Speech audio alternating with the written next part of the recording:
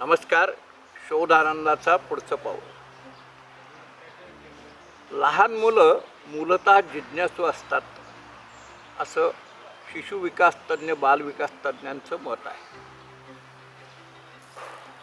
हे काय आहे, ते काय आहे, ते काय आहे, मुलं बोलायला लागली की प्रश्न विचारायला लागतात.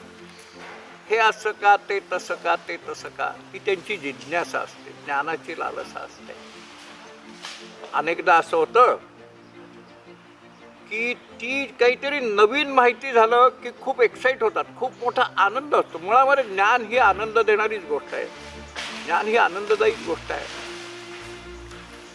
पण होतं काय की आपण आपल्या व्यापामध्ये असतो आणि आपण करतो काय की असा कुठचा प्रश्न विचारला तर आई पोळ्या करते, मी पोळ्या करते दिसत नाही का रे, असं म्हणून त्याची जिज्ञासा मारून टाकली जाते.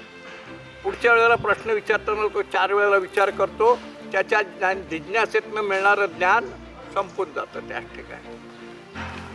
मला आठवत आहे माझ्या मुलांनी कधी जर असा प्रश्न, मी ऑफिसला जायला निघालो, कामाला जायला निघाल्यावरती मी त्याच्या पाठीवर, अरे वा किती छान प्रश्न विचारलायस रे बाळा, आता मी ऑफिसला जाणार आहे, तिथे मी वेळेवर गेलो नाही तर माझे बॉस मला रागवलेली तुला आवडतील का रे, संध्याकाळी आलं ना की प्रश्न विचार, मी तुझ्या प्रश्नाचं उत्तर देतो. म्हणजे क्युरियोसिटी न मारून टाकता त्याला प्रोत्साहन दिलेलं आहे. माझा अनुभव असा आहे, संध्याकाळी घरात येऊन बूट काढायची खोटी की तो मुलगा तो परत तोच प्रश्न विचारतो. ती जिज्ञासा टिकवण्याचं काम तुम्ही केलं, ती जागी ठेवण्याची, ती भूक जागी ठेवण्याचं काम तुम्ही केलं. संध्याकाळी त्याला योग्य ते उत्तर द्या, थातुरमातुर उत्तर देऊ नका. कारण ज्ञान हे ज्ञानच असलं पाहिजे. ज्ञान हे कधी अज्ञान असता कामा नये, समजूत असता कामा नये. समजूत आणि ज्ञान ह्याच्यातला फरक लक्षात घ्या.